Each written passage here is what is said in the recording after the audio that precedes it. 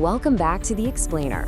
Today, we're diving headfirst into a massive drop in the audio world. We're cutting through the hype to look at the reality of Sony's highly anticipated luxury headphone release, the 1000X, the collection.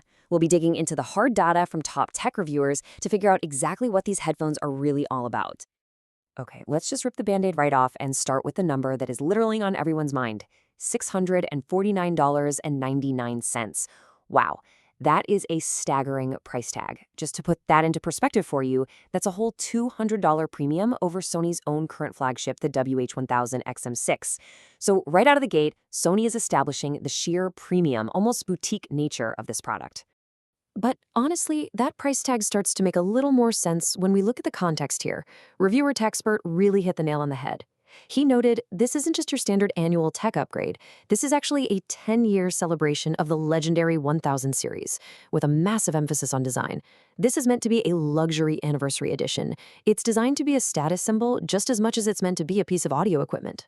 So here's our roadmap for today's explainer. We're going to cover a decade of ANC dominance, the luxury design upgrade, sound quality and upmixing, noise canceling in microphones, battery life compromises, and finally, the verdict. Let's jump right in. All right, part 1, a decade of ANC dominance.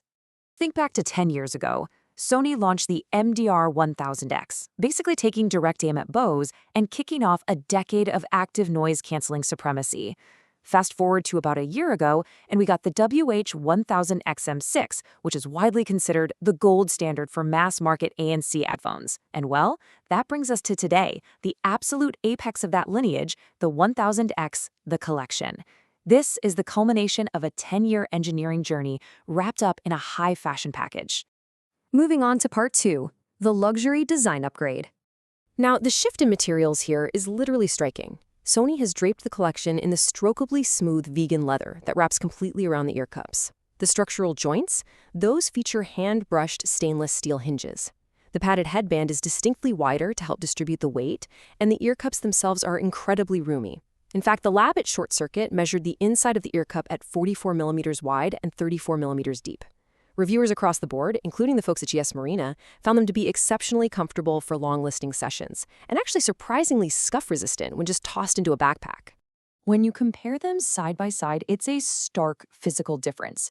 You're looking at the hand-brushed stainless steel and soft vegan leather of the collection versus the standard functional plastic frame of the WH-1000 XM6. It's basically the difference between sitting in a high-end luxury interior and a very reliable but standard commuter vehicle. You are absolutely paying for how these feel in your hands and on your head. All right, part 3, sound quality and upmixing. Under the hood, Sony's official spec sheet makes some pretty major promises. They're utilizing a bespoke 30mm carbon driver powered by their new integrated V3 processor.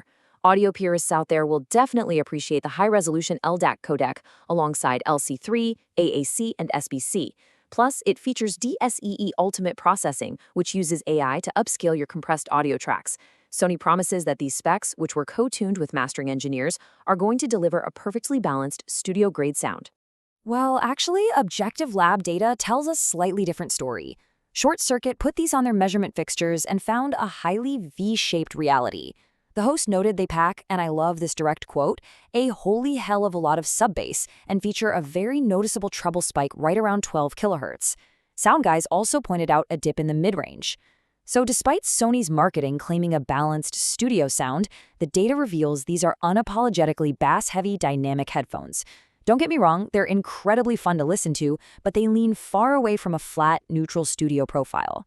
Another major audio feature is this brand new physical 360 upmix button right on the left ear cup.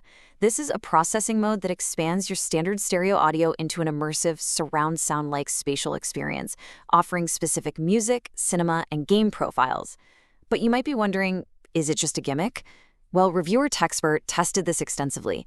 He found that it works brilliantly for acoustic tracks, classical music, and movie scores. It literally makes you feel like you're sitting in a concert hall. But quick tip, if you try to use it for heavy metal or dense rock, it tends to just muddy the track and make the band sound distant. So your mileage is going to vary depending entirely on your favorite genre. Moving right along to section 4, noise canceling and microphones. Let's talk about what Sony is historically best known for. Using the meticulous lab data from SoundGuys, we can anchor this section with a very impressive number, 86%. When functioning optimally, the collection headphones attenuate 86% of all outside noise. They are remarkably effective at killing that low-frequency drone, airplane engines and train rumbles, making them an absolute top-tier choice for frequent flyers and commuters. But the data also revealed a physical caveat. It's really a tale of two fits. With an optimal fit, the isolation is exceptional. But SoundGuys discovered this really surprising sensor quirk. Inside the left ear cup is a capacitive wear sensor. If you have a smaller head or, say, your hair gets in the way, and that sensor detects even a slightly loose fit, the active noise cancellation actually falters and reduces its effectiveness. Now, it's easily fixed by just adjusting the headphones for a tighter seal, but it's an objective quirk you should absolutely be aware of when spending over $600. Part 5. Battery life compromises. Here is where that luxury design really demands a toll. Look at the compromise here. The older WH-1000XM6 boasts a massive 30-plus hours of battery life. Because the collection uses a slimmer, sleeker profile, they physically couldn't fit the same size battery inside. Sony officially claims 24 hours. But in a real-world stress test by TechSpert, where he was running the high-res LDAC codec with active noise canceling cranked to the absolute max, the battery tapped out at exactly 17 hours. I mean, it's still enough for a long-haul flight, for sure, but you can clearly see the practicality you're trading away for that slim luxury look. Finally, Section 6, the verdict. So, what does this all mean? We have to pose the central question directly to you. Is it actually worth that $649 premium? You're essentially being asked to weigh the undeniable luxury of the build against the pure practicality of the tech inside. Based strictly on the combined consensus of our sources, here's the objective summary. On the pro side, the comfort is incredible, the materials and builds are hyper-premium, and the ANC remains absolutely top tier. On the con side, however, the price is highly expensive, there is an objective downgrade in battery life compared to cheaper models, and that bass-heavy V-shaped tuning is pretty divisive, especially if you were hoping for a flat studio profile. I want to leave you with this final provocative thought from the reviewers at SoundGuys. Think of the collection as a status symbol, or buying a Cadillac instead of a commuter car. I think that perfectly summarizes the source material today.